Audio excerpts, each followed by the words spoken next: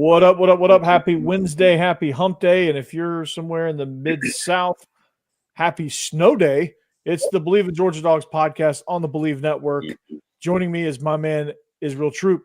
Israel, are you jealous of the snow that we're getting up here in Nashville?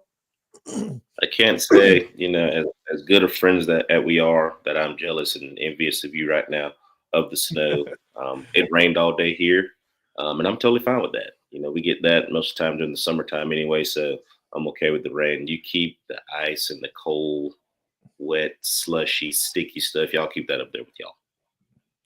Good. Yeah, I was thinking about sending it down there with you.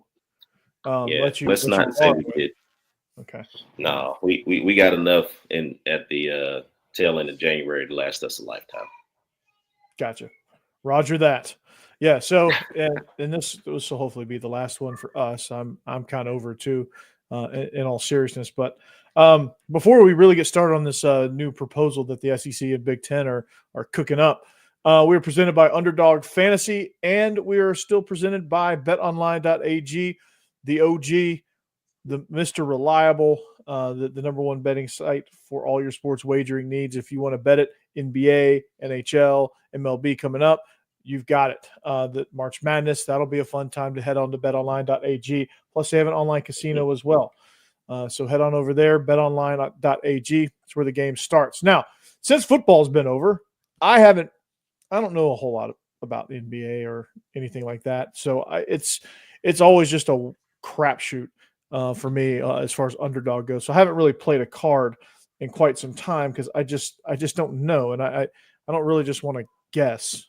So have you played any NBA on Underdog? I have. I played. What's today? Wednesday. I played one today that I think is pretty good. I play the guys that I know. Even the less household names too. Basically, with that, I play the guys I know and the ones that seem like they'll be fun. So I usually play those, and it's been pretty fun. I like it. There you go. And it's easy to navigate, easy to use. So that's the best part about it. Gotcha. Yeah, it really is. That website is so much fun. They give you some suggested ones. They give you like different people that are affiliated with Underdog, and they give them, or they give you their picks and things like that. So I might just stick to the couple people like that I know, like Luca, the Ant-Man, and guys, the superstars, and it's really easy. You just do more or less. Are they going to get more than? And they throw out some arbitrary number like is Ant-Man going to have more or less than 24 and a half points or something like that? Is how they do it. And you just make your pick cards and your lineups, and you just roll with it, man. It's really easy. You get. It's you get your payouts within what 15 minutes. Like when you win, like they tell you, hey, this is what you got. Oh yeah, it's really easy. It's pretty quick. It pops up, and you can keep track of it too during the game too, so you kind of know where you stand. Yeah, it's really good, and it gives you live tracking, which during the Super Bowl, that was a rough one for me. I thought I was going to put a little. I thought I was going to give the Chiefs some credit. Like I was all geared up for that, and then they just let me down. And they let a lot of people down. Them dogs is hell, though. When you play a game and you don't have to blitz, they like I said, we blitz one time. It is what it is, bro. You gotta get it off. Israel, instead of being a Cowboys fan, you could jump over. It's in the same division. Jump over to the Eagles. No, I can't do it. I'm not going to do it either. So I can't really fault you for that. But I thought maybe the Cowboys, and Jerry Jones is, I don't know what he's doing with the Cowboys. I guess trying to hire a yes man. Yeah, I think what we need to do, we need to get some of our Georgia dogs on the team, and get some of those guys that kind of know how to win. That's been through tough times in college as far as practice and the mindset of how to win. Maybe that'll help us, because people in the front office ain't trying to help us. So maybe if we bring some players that have been through that, that toughness, that type of practice, that type of environment. Maybe that'll help by sprinkling in some guys like that. No, it'll We're definitely real help, man. soft. We're Yeah, really I soft mean, right now. Michael Parsons wants to get traded. I guarantee you, him and CD Lamb. They're like, man, I've had enough of this. Yeah. They'll go anywhere. But anyway, But, speaking of winning, well, the fans are going to win big time because what's happening if this goes through, if this is approved, which I think it will be. The SEC and Big Ten are proposing something that I think would be a major bombshell for both conferences and for college football in general. It's a proposal to expand the playoffs to either 14 or 16 teams, which I think they will just go 16. mhm. And within that proposal, you're going to get half of the field that's SEC and Big Ten. So you get 4 SEC auto bids, 4 Big Ten auto bids. So like the top 4 in each conference, you're in. And I don't know if they'll reseed it. It doesn't go into that much detail as far as like when they get the field of 16, if they'll reseed it or if they'll just, rank it like it is.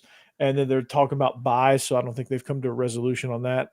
But so it would give 4 auto bids to each of those conferences. The ACC would get 2, Big 12 will get 2, and the G5 will get 1.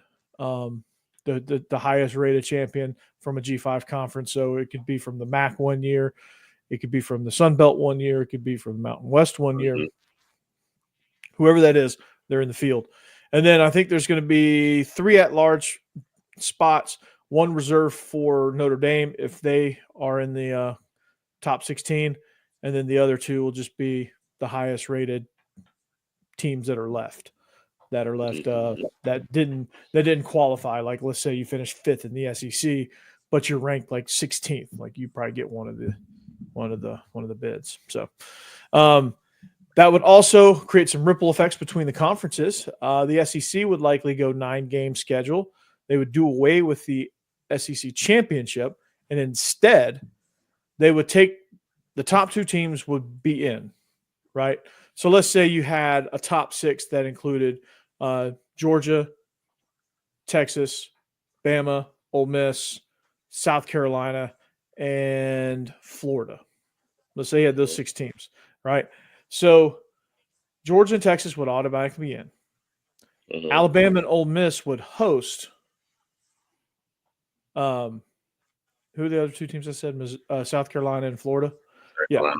Yeah. So they would host them in a play-in game, and the winner of those 2 games would get the other 2 auto bids. So you create kind of like a play-in situation. Oh, I don't like that.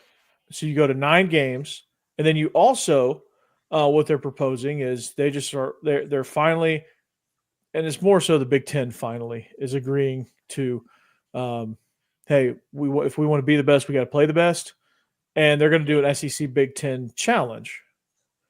I like that. They'll match up every year. So if you've been waiting on that Vandy Northwestern matchup, it's here. You're gonna get it. You're gonna get it. You're gonna get it.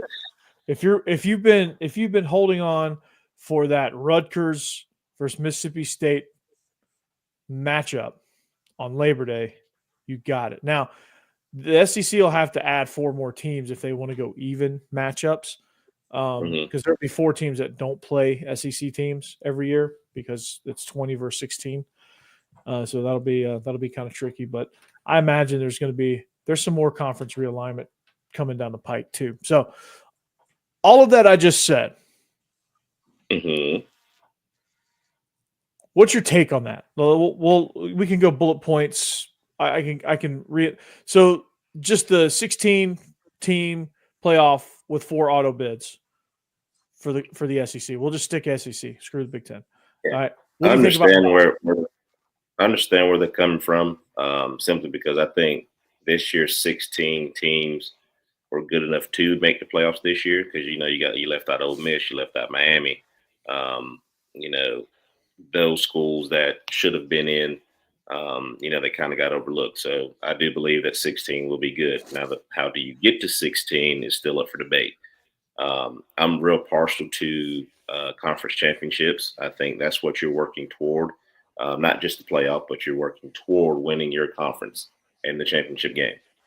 That proves that you are the most dominant team in your conference. At that particular moment. You know what I mean? So I think winning the conference championship is important. I don't care what you say. Whether you're in the two-pack two or whatever it is, winning your conference is very, very important to me. Now, there's a lot of people that don't think so, but to me, I think that's important. I think the 9 games is fine, but I don't like it. I understand where they're coming from to get those other teams in. I will be interested to see how they do scheduling, because if you look at last year's 12-team playoff, there was a lot of games. There was a lot of sit down time. There's a lot of games being played. Simply because you had to space everything out to get everything where it needed to be. So I think you got to figure that out to where, all right, are we killing, these teams on the front end? Because you got to think the SEC is beating hell at each other every week.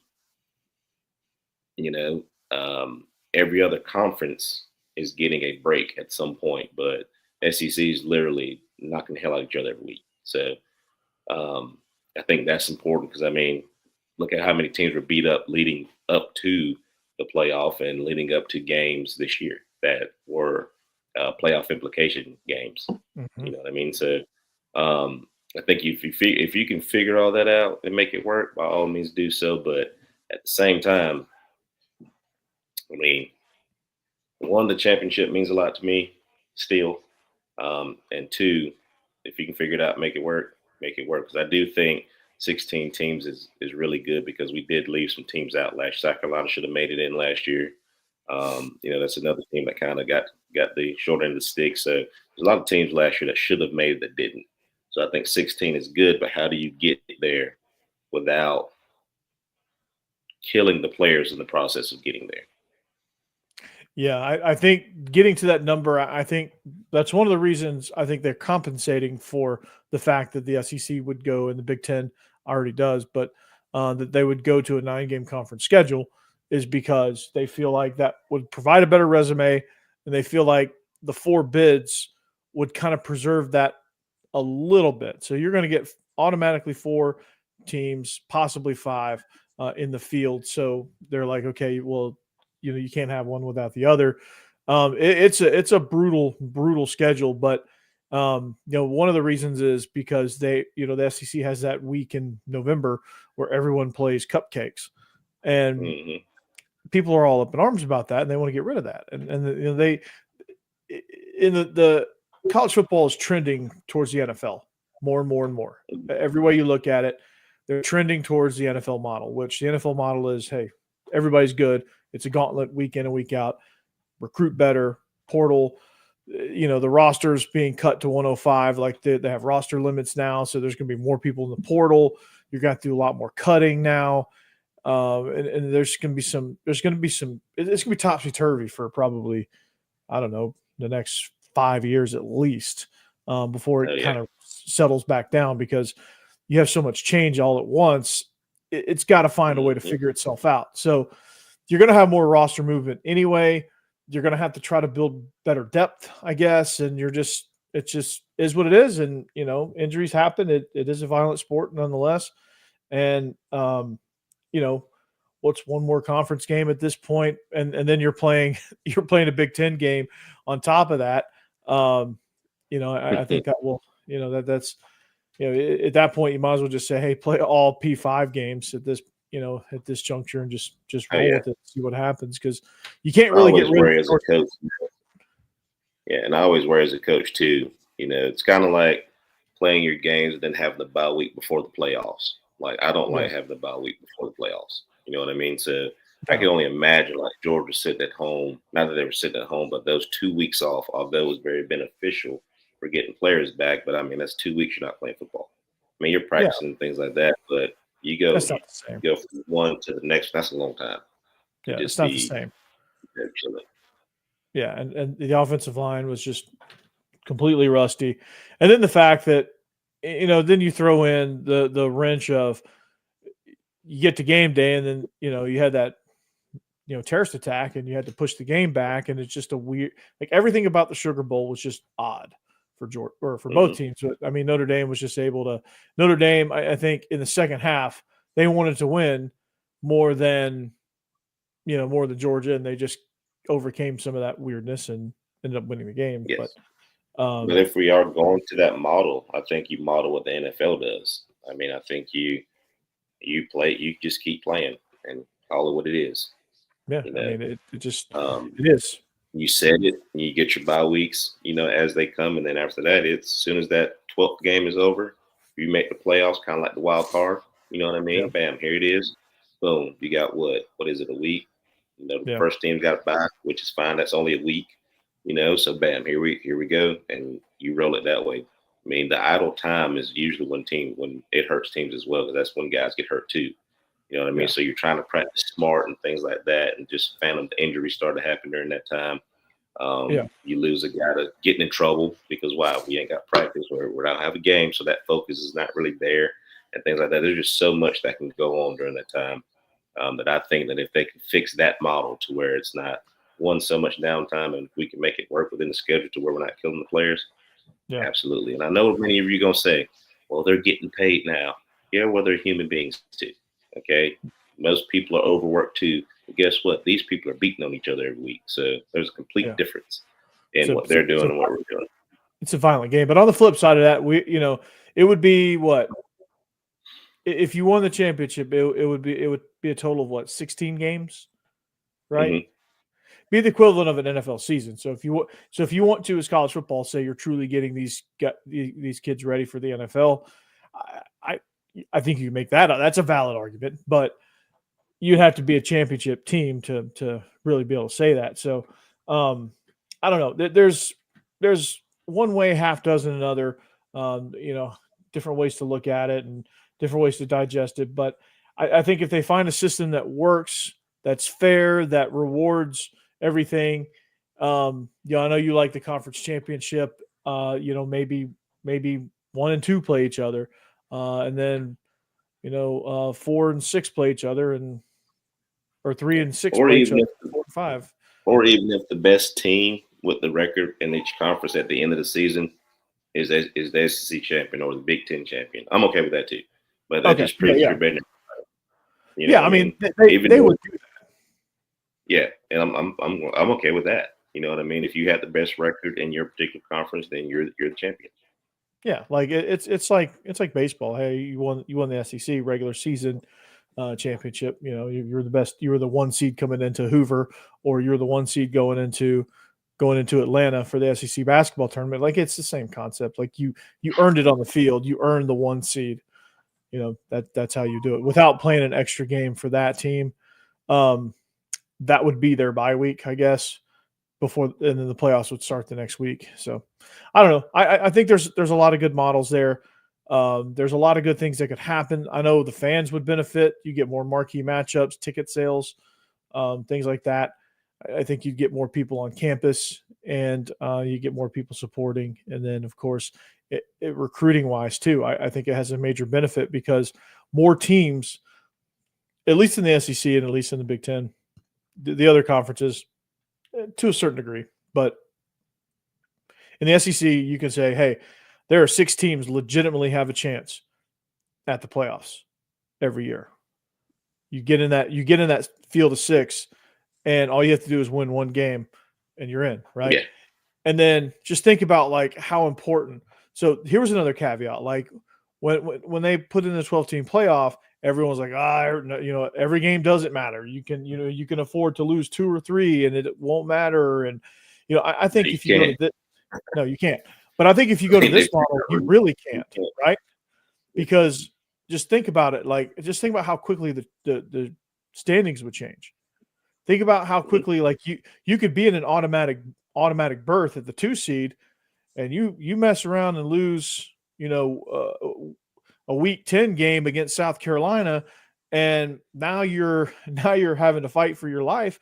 You could, with the way things go, you could possibly drop out of the top 6, and now you have to really grind to get back in there, or you may have just screwed yourself. So, like, teams like Mississippi State in the Egg Bowl, like I know it's a rivalry and that they always play that game fiercely, but like they don't like when like this year they didn't really focus that much. Like just think if like they had a chance to knock Ole Miss out of the playoffs. Just think about how much harder, how much more focused they would play, right? Oh yeah, that's just like any other team, especially if you got a chance. I mean, Georgia Tech. Who'd thought we'd go to eight different overtimes with Georgia Tech this year? You know what I mean? So there's always a little sense of pride at the end of that year of beating your rival, and you know you got that. And I'm with you. That gives you a little bit more edge. Hey, we can't mess this up now. We're in the right spot. You know, things like that. One thing that Ole Miss, you know, and I think Lane Kiffin said it was all we had to do was win. I mean, it was that simple. Just win. If they beat Florida, they're in. Yeah, they screwed up Florida. Yeah, and this goes back to putting it on you. You know, you control the controllable. Do your job. As long as you do your job, everything else take care of itself. You're not relying on somebody else to win or, you know, something to happen so you get in. Now you've just taken care of business yourself. Yeah, do your job. That's all. That's it. So it'll be interesting to kind of see how that shakes out and how that when the dust settles on that. You know, they want to expand, and I think it'd be a good idea to expand. And I think it'd be a good idea to go to 16 teams and say no buys whatsoever. You play, you're in, you play.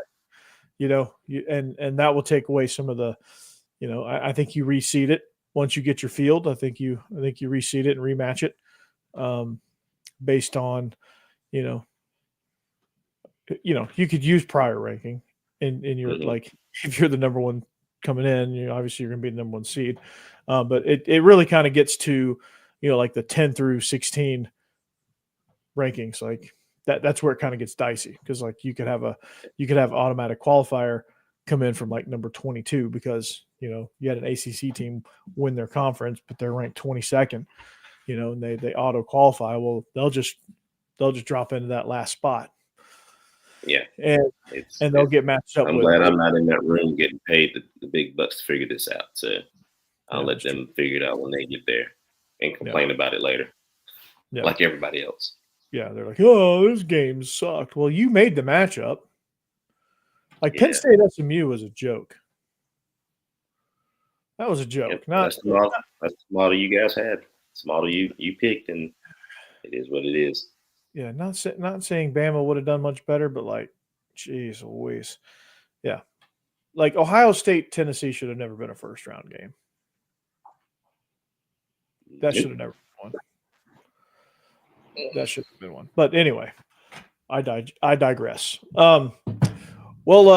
This basketball team is we talked about it right before we clicked go live, but this basketball team needs to, I think in the offseason, they just need to kind of regroup and figure out, you know, when they win the NIT because they're talented, they just got to figure out kind of how to gel. They're just young. That's it. I mean, they're just, and you can tell by, and me, you talked earlier, you know, just watching it, and there's nothing bad being said about this basketball team. I mean, not, you know, other than, you know, execution, stuff like that. People will complain about that stuff anyway. But, you know, everything you read is you can tell that people are understanding that we're young. We're just doing dumb stuff, which young teams do. New guys coming in, they got to gel together. You know, that's one bad thing about the portal. You know, bring a kid in who you didn't naturally recruit coming in. Do they match well with what's in your locker room, which they generally do. But, you know, just they need time to get to play with one another. You know, what made the Bulls so good back in the day? Well, Mike had Pippen for forever, you know, and then you just added pieces to that team. You know what I mean? You know, LeBron, Big Three, you know what I mean? They played long enough to gel with one another. Then you kind of add pieces as you go. You know, that's real important. That chemistry within the team is really, really important. So having new guys coming in, it's going to take, I think next year is when they start to figure it out. You know what I mean? It's not like people look, so you can't compare us to the Kentuckys and, you know, the Alabamas and the Auburns of the world because those are established basketball programs. It's completely different. We're basically in a whole rebuild of our basketball team. So you can't look at that and be like, well, they're doing it. Well, that's a different style. That's a different dynasty of basketball that you're comparing it to. You're looking at something from the ground up, and you're trying to build. So now, let these guys grow up together and they play. That's all you got to do. And if you you know, watch them play, we do stupid stuff. We take stupid shots. We rush. We turn the ball over. There's three things in basketball. I'm not a basketball coach, but I know 1+1=2. And if you do that stuff, you're gonna lose. Real simple. Yeah, totally simple. I mean, it's it's simple, but it's not easy. To quote the great Yogi Berra, basketball is simple, but it's not easy. But anyway, yeah. So think about this. You know, I go back to your Auburn example, and everybody's pointing to Auburn like, oh, well, why? If Auburn can do it, why can't we? Well, you know how long they've been rebuilding. They hired Bruce Pearl a long time ago. They've been rebuilding for a while. Like it Yeah. takes time. Bruce Pearl did not have gray hair when they hired him. No, he didn't. And he got Now tired of like sweating through suits. Yeah. So yeah, they've had him for a minute, and it's paid off. And Think about Calipari when he was when he took over Kentucky. They were good. Don't get me wrong, Kentucky was a good basketball program, but they had kind of slid off for a little while. But they were established. It wasn't going to take them long because they're a brand. Yeah. And you get a guy like Calipari who's very, he's pretty slick when he talks, and he can talk a good game. He can recruit really well. And you get a basketball brand. It also wasn't Georgia either. They weren't the Kentucky of old, but they're not where we were either. No, Kentucky's been a brand. Georgia was never a brand in the sport of basketball, ever. Yeah. Except for maybe like 1 year when they upset North Carolina. Yeah. Since Dominique Wilkins, we have not been relevant in basketball. No. I mean, there's a couple blips, but I wouldn't really call that relevancy. I would just call that a blip.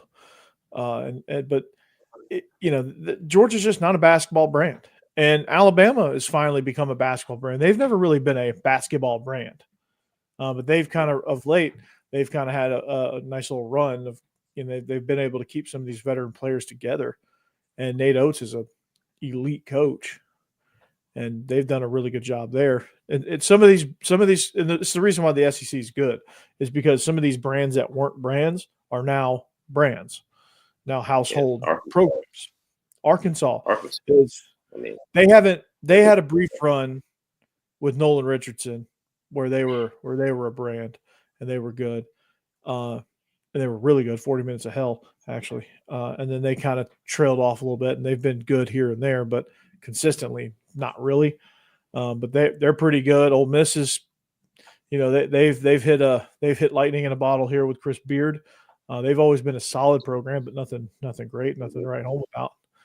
But this whole league is really good. Like Texas A&M, Texas A&M still, Florida's still good. I mean, Vandy's still good. I mean, you still got teams that are really good within this conference. I mean, you don't hear about them a lot because of the Dukes and the North Carolinas and Michigan States of the world. But, I mean, the SEC is full of basketball talent. We've won championships in this league. And it's hard to win in this league because it's just like football. Everybody is so good day in and day out. You're not going to get, a cupcake here just in basketball. So I love it. I love the way that the SEC is built right now from a football, well, actually all sports now. You mean this guy, bro, you slipping on Jim Herrick. Hello. And I'll say this, hello, he sent Georgia into the dark ages because he cheated. Yeah, they were good, Jim Herrick. I wouldn't say they were a brand, but they were good. One of my favorite players that I've ever seen at Georgia. But, let's be real about it. That was 2002, and it was a blip. And he sent us into the dark ages. And now we're just finally getting out. Jim Herrick he's a good basketball coach. He's kind of a dirtbag, but he's a great basketball coach. And had he stayed, I think he would have been really good. I think Georgia could have really been good had he stayed and not gotten caught with whatever he was doing, with all the stuff he was doing. And he had a really good team. He had a couple twin towers at Ezra Williams, who's outstanding.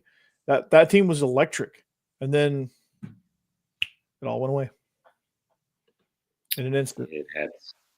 That was before my time, so I'm like, Yeah, I was a I don't freshman. really know about all that. I was leaving work, so I worked for Coach Garner in recruiting. I was a student assistant. I was walking down to the bus stop there. I always caught the bus because I parked in a deck like way on the other side of campus, and then I would Mm-hmm. go through all my classes, take a bus, and then I would take a bus back to my car and go home. And so I was down at the bus stop, and the news channel came and interviewed me, about like what happened with them having to whatever. But it was crazy. I mean, I remember that going, oh. And yes, I agree there. Tubby was good, but he wasn't here long enough to really make Georgia a brand. Like the point is, like, yeah, there were some. When I say blips, like there were some blips of good basketball. Like when Tubby was here, was good. When Jim Herrick was here briefly, good. There was a good year in 2012 where we made it to the tournament and got bounced by Xavier, where we had Tristan Thompson and all that stuff. There was blips, but never really anything consistent because Tubby was good and then got poached by Kentucky. Yeah, it's almost Like like when you think of basketball, Georgia's not a team that you think of like right off the bat in the SEC. no, You they're know, probably one of the last teams you think about in the SEC. but I think we're slowly but surely trending that way because everything that we're putting into the program now is leading in the right direction from where we were. Yeah. You know what I Well, mean? So yeah. that comes from an administrative standpoint from our AD. My man Josh Brooks comes from that guy. Comes from putting the right coach in there at the time that is needed, getting the right players in, doing little things like spending money for basketball. And I'll say this until I'm blue in the face. I mean, the Coliseum looks absolutely phenomenal right now with Yeah, the it new does. floor, The light new show, floor. everything right like that. So, Yeah, it's it's great. little things that happen to make us a brand to where we're one of the teams that you think about in the conversation of basketball in the SEC. Yeah, it's the Stegosaurus, man. It's a old building, but it is you know they've done a lot to spruce it up. They've done a lot to make it look really nice and make it an actual basketball venue. Structurally, unfortunately, it's probably near the end of its life structurally.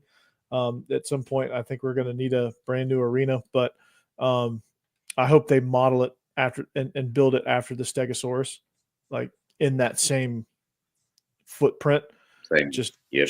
just new structure. Because I really like the layout of it. I really like how it's kind of shaped, and it's really nice. I really like the glass facades out front and all that stuff. It's really nice. Hugh Durham was the foundation with Neek and Vern Fleming. Yeah, that's it's essentially the entire history of Georgia basketball in one sentence. That's kind of the point that I'm making here. It's this, and then not really much after that. That's kind of what Georgia basketball is. Unfortunately, is that what they're going to become?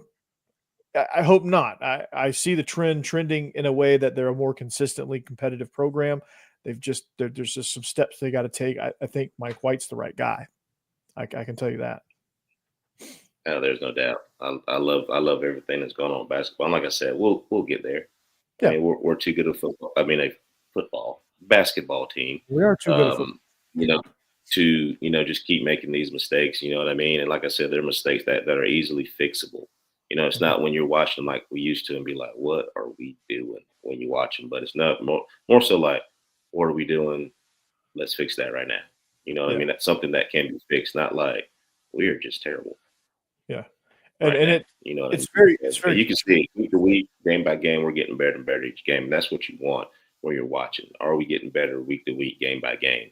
Instead of, well, we're going to go play again. You know what I mean? So that's the part that I love the most. When you're watching them play, you're seeing that they're getting better each and every game. We still do dumb stuff from time to time, but it's just you it's can just see those that we're better. stretches.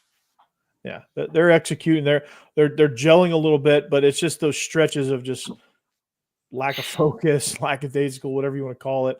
They just go into this like what it like. every once in a while they'll slip, and the other team always pounces.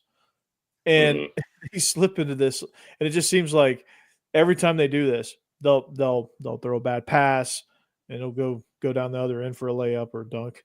They'll they won't communicate on defense, and then they leave a wide open three, swish 5-0, and then they do that a couple more times. The next thing you know, it's 15-0. You're like, what's going on here? And it's like a matter of like 3 minutes, and the other team has went on a 15-0 run. That's what I think that happened in the A&M game. And I was like, what are we doing here? And then they kind of fought and clawed back a little bit, and then just wasn't enough. But this team is great. Blue Cane is awesome, and every time he shoots a three and makes a three, I'll in my mind, because I played Mortal Kombat religiously as a kid, I hear Liu Kang when they say his name. I just hear Liu Kang. Yep. And I'm just brought right back to Mortal Kombat every single time. It's phenomenal. But no, that Blue Cane is a really good player. Ace Sewell. They got a nice roster. It's just it's a great league. You can't. It's a league that'll punish you for making mistakes. And Georgia is because of NIL. The university is a brand, and with NIL, it's not so secular. Like before NIL, is like Georgia football was the brand. Georgia basketball was not. Georgia baseball was not. Whatever other program would throw out there, like Georgia tennis was a brand, but it became singular sports. And now with NIL, it's like UGA is a brand. So like people want to jump on this brand. There's no doubt. And speaking of baseball, like we were talking before, I'm a baseball player. I'm a baseball guy. Okay. One thing that I hate is showboating in baseball. Okay. I'm old school in that manner. If you hit a home run, you can talk a little smack. You can watch it for a little bit, and I'll just go run around and touch all the bases. That's how I played. That's how I grew up playing. All right. But I will say this: if you are going to, flick your tongue at the runner on second and throw a deuce like you threw for the last pitch, like I did last night, I'm totally fine with that. Okay. And here's why. You had the confidence on the mound. Now, this is not at the plate. All right. This is on the mound. All right. Where you're pretty much in control as a pitcher. You're in control of the game. All right. To look him off, lick your tongue at him, and then throw this hammer of a deuce that you threw is very, very impressive. Okay. As a hitter, I can understand why he didn't swing at that pitch. And here's why. Nothing about that said that was going to be an off-speed pitch. When you look at the arm motion, when you look at drive off the mound, when you look at the arm angle, nothing said that was going to be a breaking ball. And it started about a little bit under the nipples. So you're like, this is just a high fastball. And he broke that thing off for a strike. And I said, I'll be dang. That's what baseball is. That's what makes it fun. I think they got a nice rivalry with Kennesaw State, which is really, really good. And at Kennesaw State's no slouch now. They're really, really good at baseball. Had I not played football, that's probably where I would have went to go play baseball during that time. So didn't you get drafted? They got a really good team. I did. That didn't cross your mind? Well, if I was a smart man, I wouldn't play baseball, but I was having a lot of fun in Athens at the time. So that's a story that, you can't talk about, on this podcast. So we'll talk about that off camera. But you would have been with the Rockies, right? You got drafted by the Rockies? Yeah. I'd have been in Colorado. Look at you playing at Coors Field.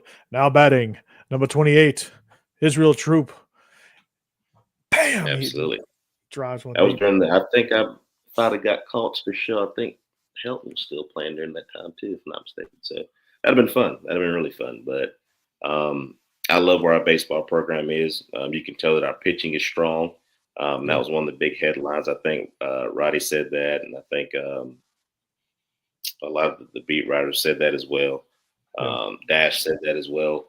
But the one thing that I have noticed that our sticks, we miss Condon so much because we relied on the long ball way too much. And I've been saying this for a long time. And if you've been listening to this show, you know this. We've relied on the long ball way too much. We cannot play small ball baseball yet. And I say yet because you can see us trying kind of trending there because we don't have that power like we had last year. But when we learn to play small ball, we're going to be really, really good. We're going to beat the hell out of people when we learn Yeah. to play small ball. Yeah. And small ball, people think of like bunting and stealing and all that stuff, which that is a component of it, but Yeah, it's all about that's a little bit of it. it's all about the approach at the plate, right? Like it's all Yes. about when you walk up to the plate and you're thinking long ball, long ball, long ball, like you're looking for that perfect pitch. And then when you get something close to it, you're swinging out of your shoes and you're striking out or you're popping up or you're rolling it over to short or to second, depending on what side of the plate you're hitting from. But if you go with the approach of I'm just going to drive this baseball somewhere, Hmm. like that opens up your pitch selection. That opens up Hmm. to what you're going to attack. Like you get a curveball low and away. If you get a guy that's savvy that can reach down there and drive that thing. If it's a righty, he can slap drive that thing down the right field line and get yourself a nice double or triple out of it and get yourself in scoring position. And then every once in a while when you get the perfect pitch, yeah, jump all over it and hit it 900 feet. But you're never going to get a perfect pitch in the SEC. And so you have to take advantage of what small mistakes these pitchers make, and you just have to drive it Hmm. somewhere. And I cover Vandy as well, if you guys know. And the problem with Vandy last year, the reason why they weren't the Vandy boys of old, is because they rely too much on small ball. So there's got to be a little bit of somewhere like a middle ground somewhere that you need to be. But they had no power, and their pitching just couldn't hold up. And Yeah. Georgia had all power and not enough small ball. So when they would go on these cold streaks, their pitching couldn't hold up either. Yeah. And that's There's what kind of something to be said about making the other team play defense because here's the thing that most people don't understand. Here's a little baseball list for you. You have to make the perfect pitch. Okay. After making the pitch, the guys on defense have to field the ball, throw the ball, and the other person has to catch the ball. So there's a lot of things that goes on during that time that can go wrong. That's what I mean by small ball too. If you put the ball in play, you stress the defense enough to where they have to play defense. You're making those guys field that ground ball. You're hitting the ball at that shortstop 8, 9, 10 times and making him feel one. He's going to mess up everybody. He's going to mess up one of those. So now you got to run on first. Okay, so now we can do our hit and run. We can bunt them over. We can do a bunch of stuff. You know, by small ball, I mean strategically playing baseball. All right. What do I need to do to get on base to create base runners? All right. There's a bunch of different ways you can do that, but we've relied on the long ball so much to where now we haven't gotten to the small ball, the strategic part of playing baseball. To where now we're just trying to hit doubles and gaps and stuff like that, you know, which is great. That says you're a really good hitter, but you know, how many home runs did Tony Gwynn hit? How many singles did he hit? There's a Yeah, Tony difference. Gwynn. Tony Gwynn, I don't think ever faced a 3-1 count, did he? Something like No, that. Or and I think, and I want to say to this day, I think Greg Maddux said he's the only person he's never struck out. yeah. It was Tony Gwynn. Yeah. He has a special curse word for Tony Gwynn when it comes to baseball. He's like that mother, and every Yep. pitcher felt that same way because Tony Gwynn was, if you threw it in the strike zone, he was going to hit it. Yes. He was going to And hit he it was going to somewhere. hit it in his hole somewhere. He was going to put stress on the defense and make him play defense. That's what he Yeah. was going to do. And you look at Tony Gwynn and you're like, this guy's not a peak athlete. Like this guy is not. He's not what There's you would nothing say. special about this man that's like, I'm going to strike him out. He's slow. Wrong answer. Yep. I'm just going to hit this ball over somebody's head and just kind of jog to first base. Yeah. This guy is Walter. I love your passion for early 2000s Georgia basketball, and yes, Jermaine Jones also was great. That roster that Herrick assembled was amazing. I wish if I say this, and I will, that is facts. I will say this about basketball. If Jim Herrick would have been there for longer, then Georgia would have. That's when Georgia basketball would have resumed their history and been a brand. He had them rolling, but unfortunately, whatever the circumstances, he had to go. and he resigned because he knew you don't just resign something. They have something on you. So anyway, but yeah, back to baseball. Like, there's Tony Quinn was amazing because like he was very unassuming, not very loud. Like he had a speech impediment. He spoke kind of softly. He looked soft. He was kind of plump, but the dude was terror at the plate. It was amazing. Like he had every pitcher scouted out. He knew exactly what they were going to throw before they threw it, and he was gonna smack it somewhere into the outfield. And with today's analytics for baseball, which I've seen it now, baseball has, just like in high school, baseball has Huddle now. You can send your film out to be scouted and things like that. I mean, knowing the pitcher, knowing those little details and things like that. Because watching, I think it was the lefty last night. I mean, everything he was throwing was swooping last night, but he had a hammer of a fastball now. He could spot his fastball. Just little things like that you kind of pick up on. Just me being out the game for forever now. Just kind of seeing those things right there. Just our plate approach, which I say every show about baseball, the way we approach the plate. I mean, if he's got 2 strikes on you, of course something's going to be high and something's going to be in the dirt. It's an automatic. That's what they're going to do. All right. And if you got an umpire who's not giving them the corners, that's definitely how it's going to be. Little things like that you should know already. So I think we're getting there. Our pitching is phenomenal. Just the confidence, just not just that, just us being able to go multiple innings, past what we were last year is huge, especially when we start getting into conference play. So last year we did really, really well before conference play, and then we got to conference play and just kind of crap the bed just a little bit. So our pitching's there. We just got to back it up offensively. I think we're going to be really, really good moving forward. And not to mention that Foley Field right now looks absolutely phenomenal. Yeah, it does. They did a great job with that. I saw the pictures today and I was like, holy shnikes, this looks. I mean, if you go back and just look at it, even when I was there, just how simple it looked. And you look now, you're just like, holy crap. Like, this is, as the kids would say, this thing is fire. It's fire. Do they say fire now? Do they say fire down in Thomasville? Oh, yeah. FIH, man. FIH. Fire. Yeah. I have not heard fire yet. It hadn't made its way up I-75 into Nashville. So enjoy that one. Love it. But I love everything that's going on with baseball right now. I love everything that's going on. I just love everything that's going on with UGA. Why? Because we're being elite. This is what elite programs do.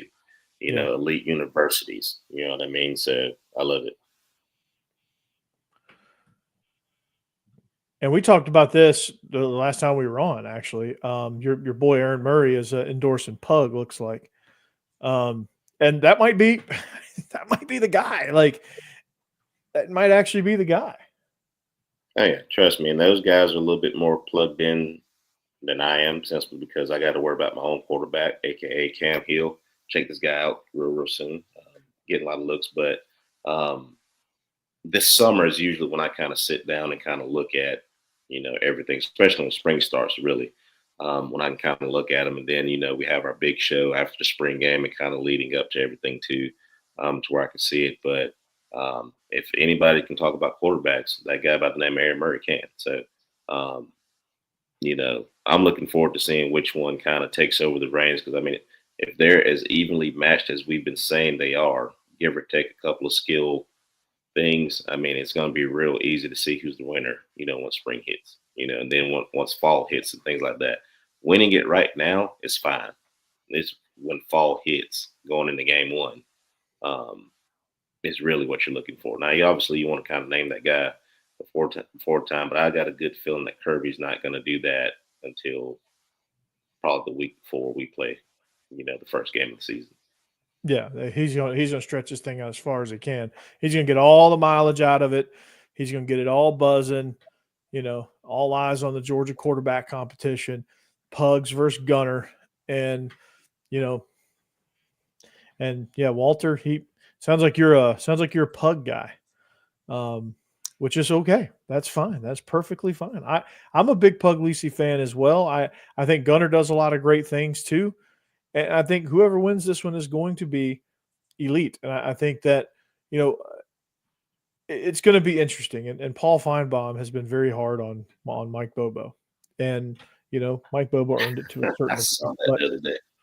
yeah, they have an offensive coordinator problem or something like that, is what he said.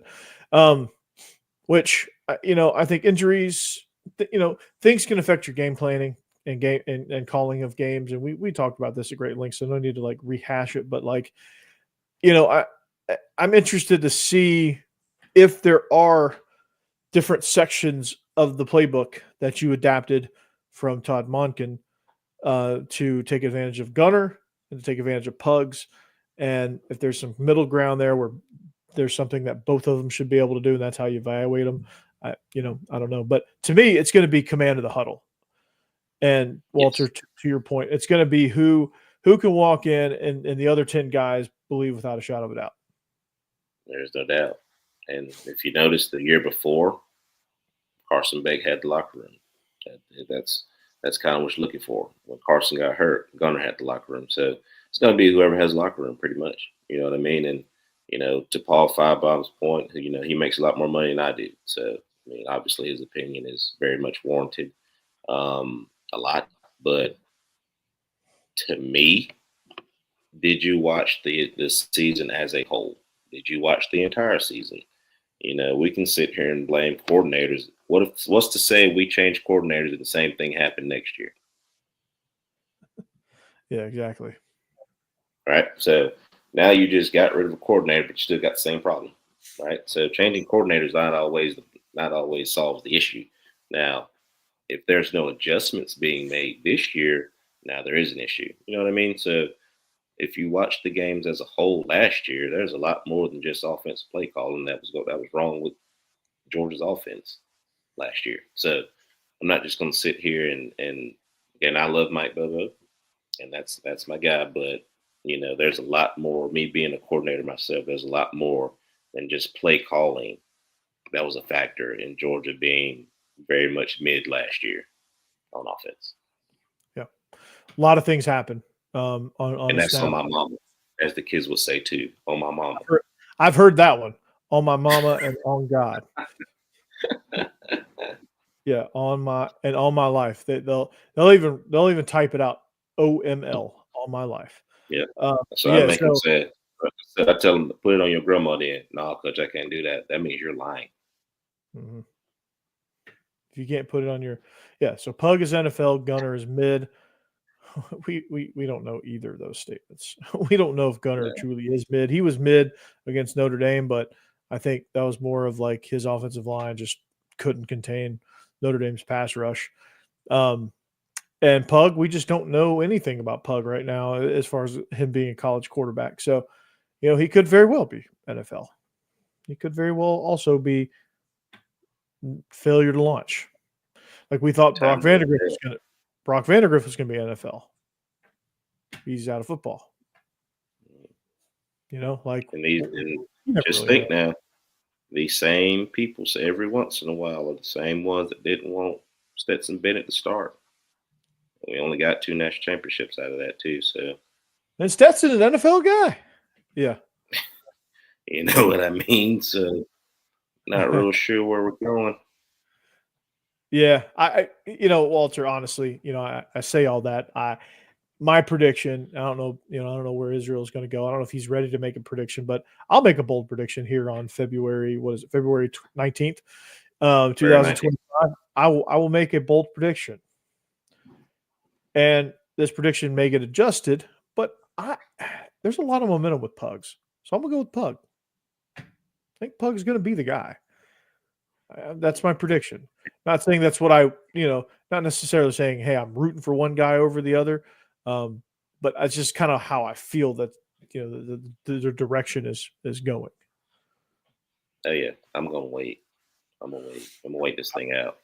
Yeah, that's how I feel the direction is right now, and I think some of it's maybe recency bias based on the game that Gunner had against Notre Dame. But um, I think game recognizes game, and so you'll see, and we'll see if I'm right. We'll have a checkpoint after spring practice. That's for sure. So, but Whichever speaking of, one wins it, that gum and I'm behind you 100%. oh yeah, don't get me wrong. Like if Gunner ends up being the starting quarterback, I am a Gunner Stockton fan for days. Like if he wins it, hey, I'm there. If Pug wins it, I'm there. You know why? That's what I'm really rooting for. That's what kind of guy I am. Rooting I'm for a dog that. at the end of the day. Rooting for that. You root for that. I mean, yeah, it's great to root for individual guys, if you want to do that. But ultimately it's the G. And That's right.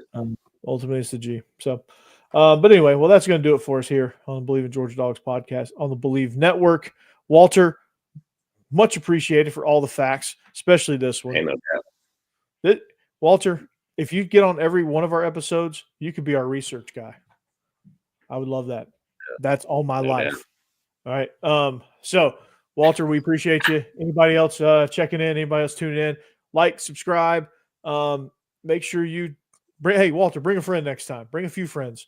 All right. And we'll see you back here next time on the Believe in Georgia Dogs podcast on the Believe Network. Peace. Go Dogs. Go Dogs.